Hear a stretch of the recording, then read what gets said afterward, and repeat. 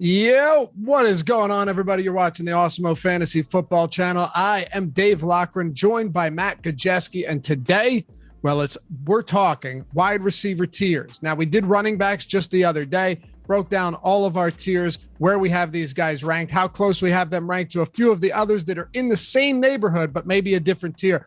It's easy when you're looking at running back rankings, wide receiver, really any rankings, to just say, all right, well, he's right behind him or he's right in front of him.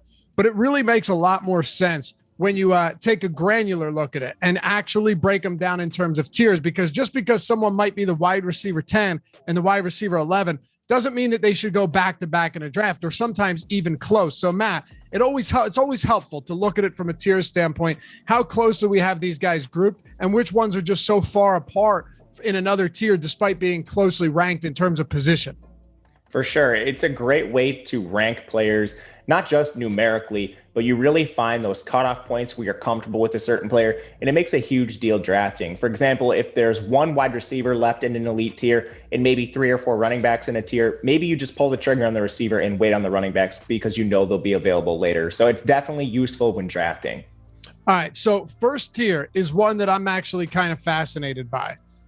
You've got a few first rounders. And if you just take a look at ADP as well, we can work this into our tiers discussion. Devontae Adams, now that Aaron Rodgers is playing, is number 1, then Tyreek Hill and Stephon Diggs. If you're on a site like Underdog, where it clearly has the sharpest, we know this, the sharpest ADP right now, 7, 8, and 9 respectively in terms of ADP. Of course, the Saquon Barkley movement to the back of the first, even early second, has impacted that. Jonathan Taylor being bumped out of the first impacts that. But I am a little curious here. How much different of a tier do we really have them in from DeAndre Hopkins and Calvin Ridley, who are in the early second round? Because I think I can make a pretty good argument that, okay, Devontae Adams, Hill, Diggs, you want to put them in tier 1, that's understandable. But if I'm getting DeAndre Hopkins and or Calvin Ridley at the start or even middle of the second, where I've seen him go in some spots, I'm absolutely thrilled about that too. I think you can be thrilled with it. It's just that second tier, there's some concern, whatever it may be. Somebody like Calvin Ridley, he hasn't done it for an extended period of time. Is there regression this year without Julio Jones? I know they have Pitts coming in. With DeAndre Hopkins, that's a really crowded wide receiver room. How does Rondale Moore, Christian Kirk, and AJ Green factor in? That's kind of offset a little bit by Arizona's pass rate, and they run a lot of 4 wide receiver sets. But that's really the difference to me. In the tier 1, where you have Tyreek Hill, Diggs, and Devontae Adams, those are receivers with elite target shares on elite offenses that have done it for multiple seasons.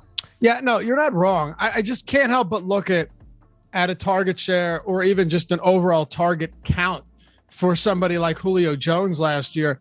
The guy had 160 targets on the season. I mean, you'd be hard pressed to find many players that had more targets than him last year. And I guess, yeah, you could factor in that you bring AJ Green was 100 target guy last year, but he was so bad. Like Hopkins was second in targets last year. So there is competition, but is there enough competition to assume that he's not going to be an absolute target whore for the second straight season in Arizona? Yeah, I think he'll have good target volume. Devontae Adams was injured for part of the year. With his target share, he easily would have eclipsed Hopkins. Tyreek Hill saw his target share increase massively down the stretch. He averaged over 10 targets per game. In their final 10 games, he was not that player to begin the year. So I am expecting Tyreek Hill to remain that heavily targeted receiver, especially now that Watkins is gone. And conversely, you have Arizona adding players into that wide receiver room. I do agree with you. The target share is probably not that different. I just don't see there being the same ceiling given a full 17-game season. Let's talk about this next tier. You've got guys like Metcalf and Jefferson and A.J. Brown and Keenan Allen, Terry McLaurin. I actually think this is a pretty big tier, which is why I've been looking to get some of these third-round wide receivers. Where is Allen Robinson for you? Because I think that he might be the safest pick in the third round and one of the best plays in terms of upside, in the sense that he's put up top 10 wide receiver numbers now, back-to-back seasons in Chicago, with the likes of Mitch Trubisky and Nick Foles and Chase Daniel at quarterback. He did it before with Blake Bortles, a huge year in Jacksonville. He feels remarkably safe, but also somebody that if Andy Dalton's quarterbacking, you know that Andy Dalton is the type of guy that locks onto his top receiving option like he's done with AJ Green for so long. And if it's Justin Fields has looked great himself and probably airs the ball out more and makes him more of a downfield threat as well. Where does Allen Robinson fit into this next tier? Or he could be far down the tiers for you, but he is somebody that I have a lot higher than I would assume most do. Talk to me about tier 3. I'm pretty in line with Allen Robinson. I have him currently as wide receiver 12, so he's just behind Amari Cooper. He's just behind Terry McLaurin, and I find myself right around his ADP. For all the reasons you mentioned, he doesn't really have any target competition outside of Darnell Mooney.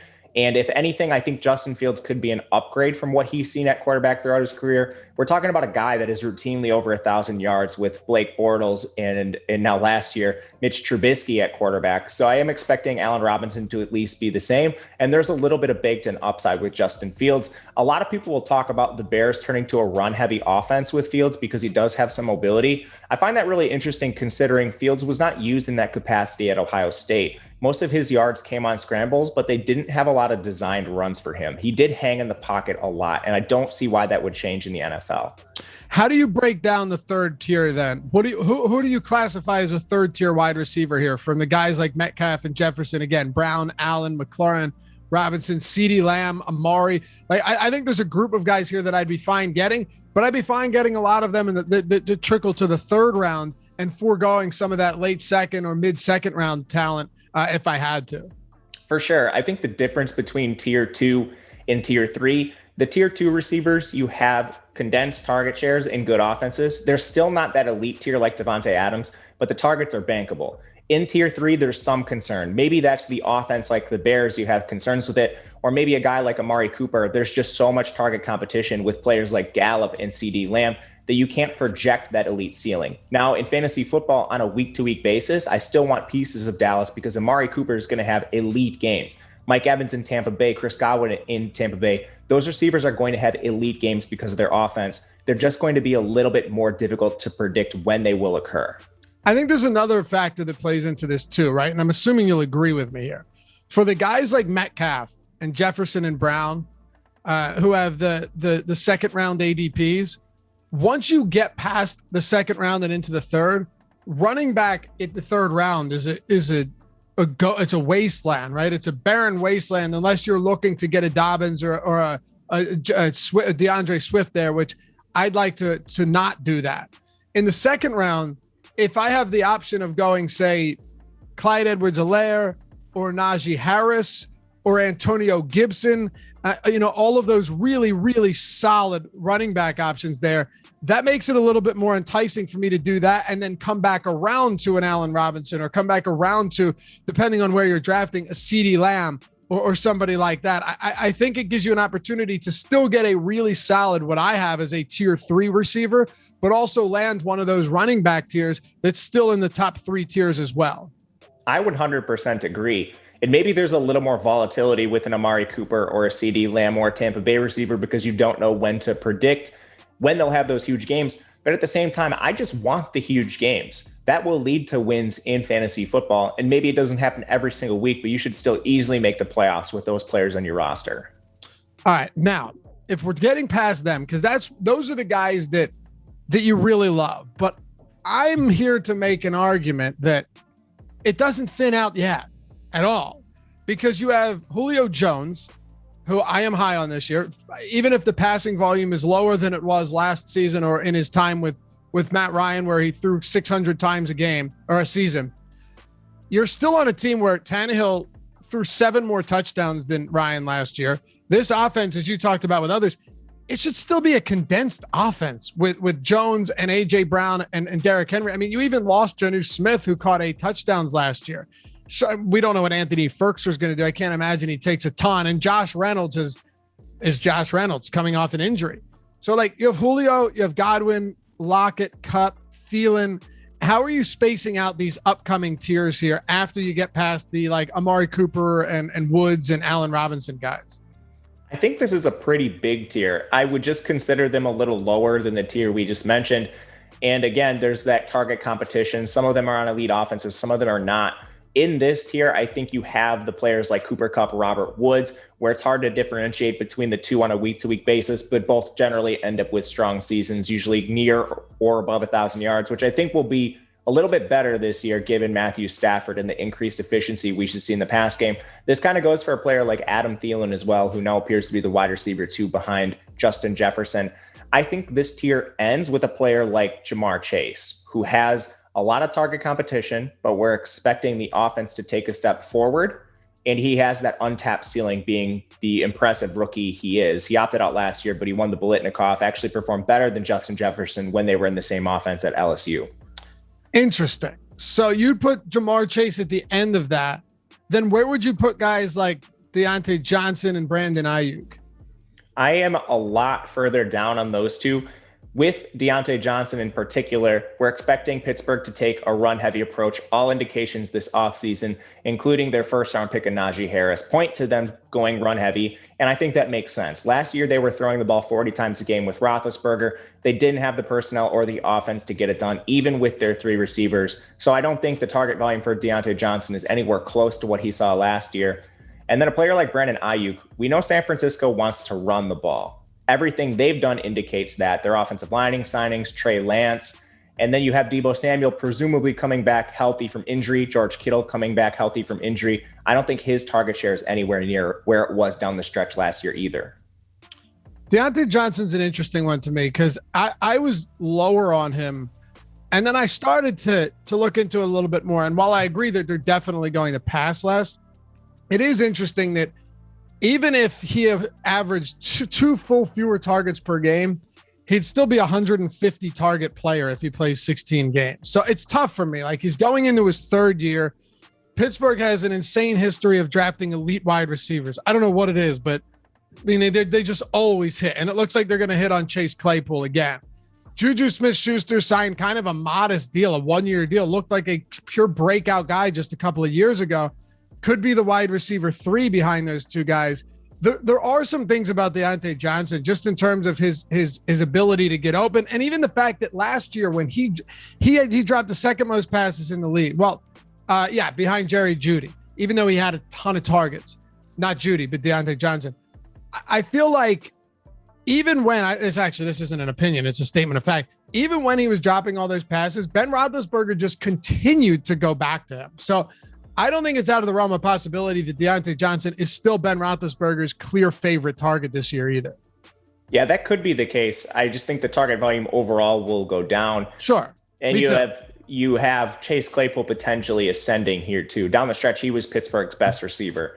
You mentioned some reasons why Deontay Johnson might be considered behind Claypool. I think drops are variable year to year. They're not a sticky stat. So if you're looking at drops, I wouldn't worry about it whatsoever. Just think there's some more uncertainty with Deontay Johnson than what we saw last year, which is why he's a bit lower for me. What does your next tier look like once you get past Chase? And is there anyone we haven't touched on that you want to, that you think is important in some of these spots? I don't think so in that elite tier. One player I really like is Odell Beckham. I think he's firmly in that tier. I have him ahead of Chase, just behind players like Cooper Kupp and DJ Moore. I think the next tier starts. Hold on a second, because people love giving you hate for this one in the comments. So let's. I sound like Joe Rogan fact checking everything. Hold on. Jamie, pull it up. What is it about Odell Beckham this year? Because you're a smart guy. People need to hear this. Oh, thank you. Yeah. What is it about Odell Beckham that you like? Because so many people are way down on it. Yeah. So Odell Beckham, first of all, he's never had less than 1,000 receiving yards in any any season. He's been fully healthy. Then you look at the stats for him. His target share was 22%. His air yard share was 34%. He's really the only downfield option they have on that team, unless you think a player like 5th round, 2nd year pro Donovan Peoples-Jones takes a step forward. I don't think that happens. So you already have volume working in his favor. Then you have an elite offense in Cleveland who's projected for over 10 wins this year in the AFC North, a very difficult division. So we're expecting them to score a lot of points.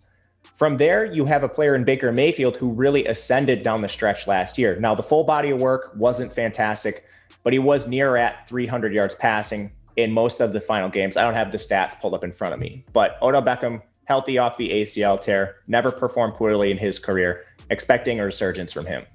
It is kind of funny. When you look at, I always love to do this.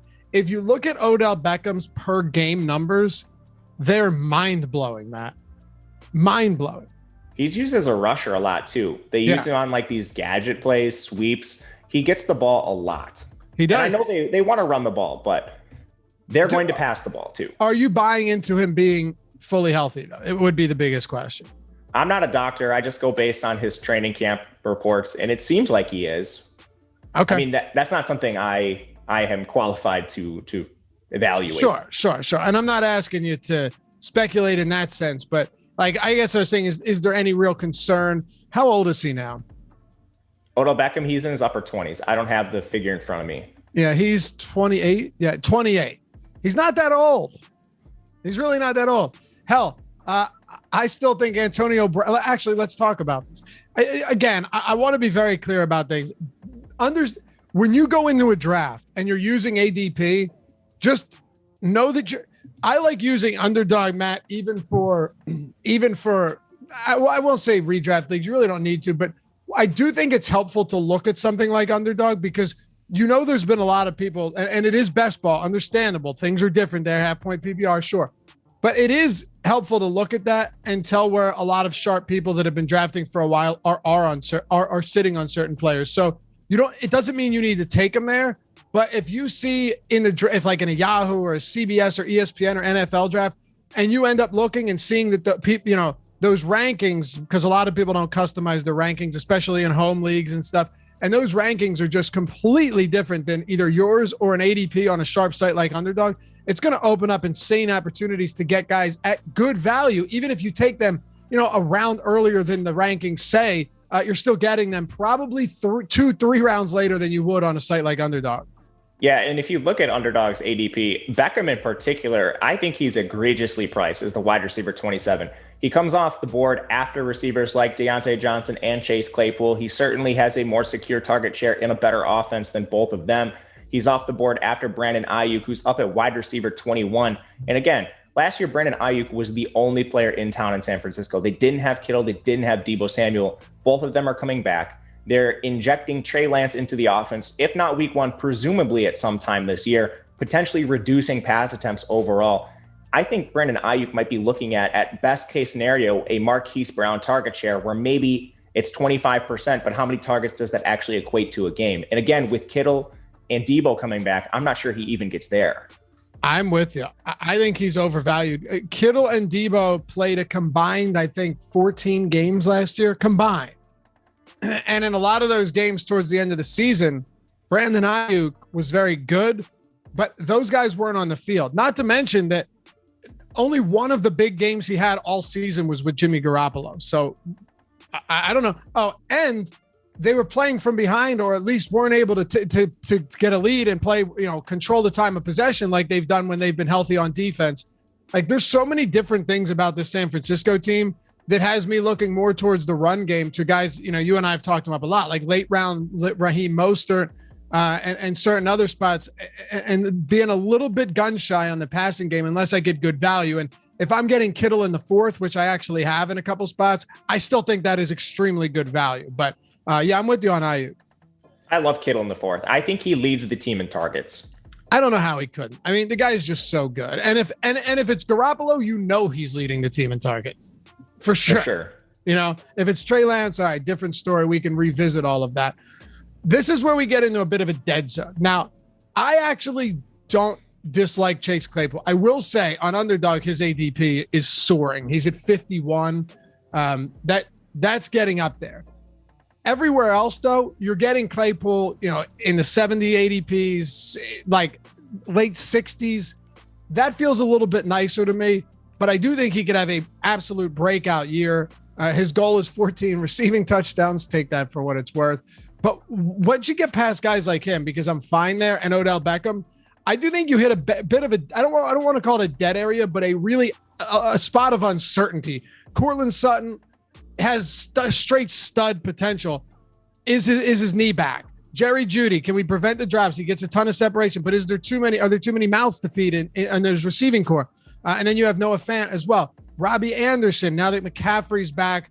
I know Curtis Samuel's gone, but you still have DJ Moore. Who knows what Terrace Marshall's role is going to look like? Apparently, Matt Rule wants to use him a lot. I'm just going down the list here, Matt, of guys like Mike Williams being another one that I think all have a lot of upside, but still uncertainty as well. Throw Kenny Golladay into the mix too.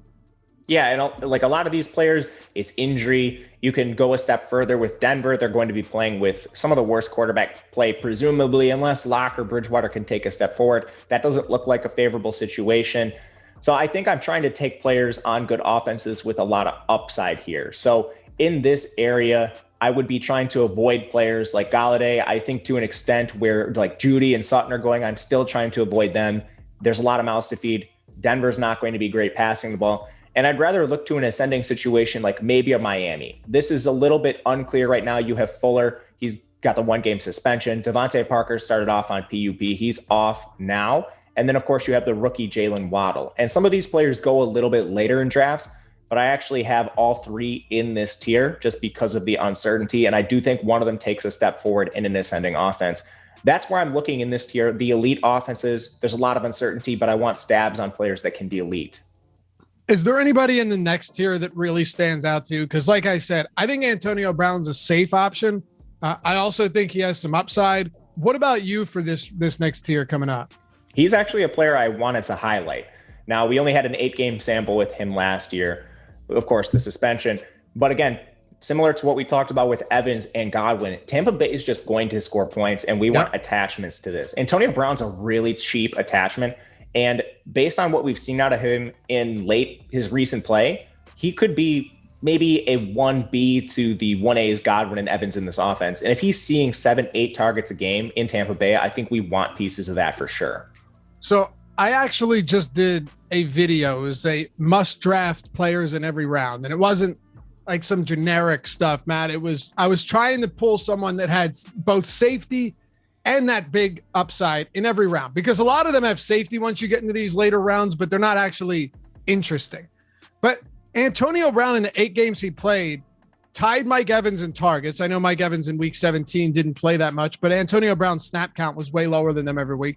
He led that team in receptions and had 8 more, or had more than Godwin, more than Evans, and was actually really, really involved in a lot of these games. Now, there are going to be weeks where A.J. Brown is just not the guy. There's going to be weeks where Godwin and Evans aren't the guy. And I will say, from an upside standpoint, there's more in Mike Evans and more in Godwin, because they're going to get more opportunities on big play balls.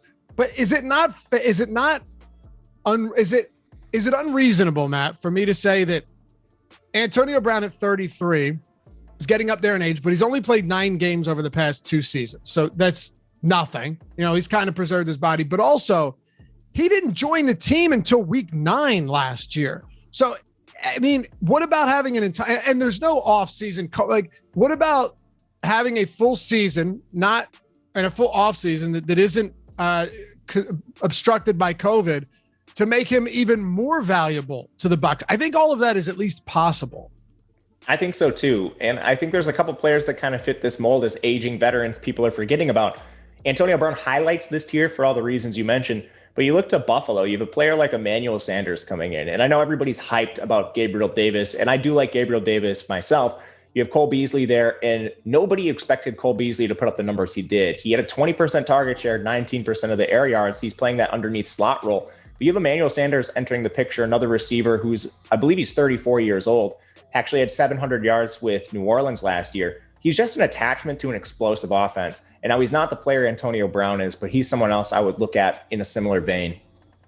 I was disappointed to see that Gabriel Davis isn't really getting a lot of work in training camp unless one of the actual other, like unless a Sanders or a Diggs is sitting out, because Gabriel Davis had a good rookie season. It was unnoticed in large part, but he was good. If Emmanuel Sanders wasn't here, I would have Gabe Davis as like a legitimate breakout candidate on a high-powered offense. But I don't think we can go there right now, especially from what we've seen in training camp. So Matt, round out. I don't want to go all the way into like the 200 ADP, but just talk to me about the next few tiers on your list. Once we get into the double-digit 13 rounds or whatever like that, guys that stand out to you that might be in a tier of their own, or might be in a tier where you think they should be higher in terms of ADP. In these tiers, there's 2 players I like targeting. It's either elite players on elite offenses, So again, players with uncertain roles on elite offenses. So think Kansas City, like your Byron Pringles, your Buffaloes with Gabriel Davis and Cole Beasley, or I want players that just have a chance to be that target leader. Maybe they're not on a great offense. Detroit stands out. You have a player like Amon-Ra St. Brown. He was a 4th-round pick, but you already have Brashad Perriman, Tyrell Williams, and Quintez Cephas missing time in camp, allowing Amon-Ra to clearly work with the wide receiver ones. I think that's a place you could look at. Another sneaky situation is New York with the Giants. Everybody probably thought I was going to say the Jets with Elijah Moore, but with the Giants, you have Kadarius Toney hurt. You have Kenny Golladay hurt. Darius Slayton and Sterling Shepard, both very cheap receivers on an offense we expect to be bad. Now, I think that will lead to a lot of target volume. If Kadarius and Kenny Golladay continue to sit, I think Sterling and Darius Slayton open up the year quietly with really good target volume. Anybody else here that is at least viable? I remember asking you on our running backs video, hey, any really late round guys not named Tevin Coleman that you could throw out, and we kind of had the same answer. Like, no one's saying that Tevin Coleman is a stud, but you've got other pure backups being drafted in the 11th round. Tevin's being drafted in like the 16th, 7th round. Any pure late, and I know you mentioned Amon-Ra St. Brown and a few others.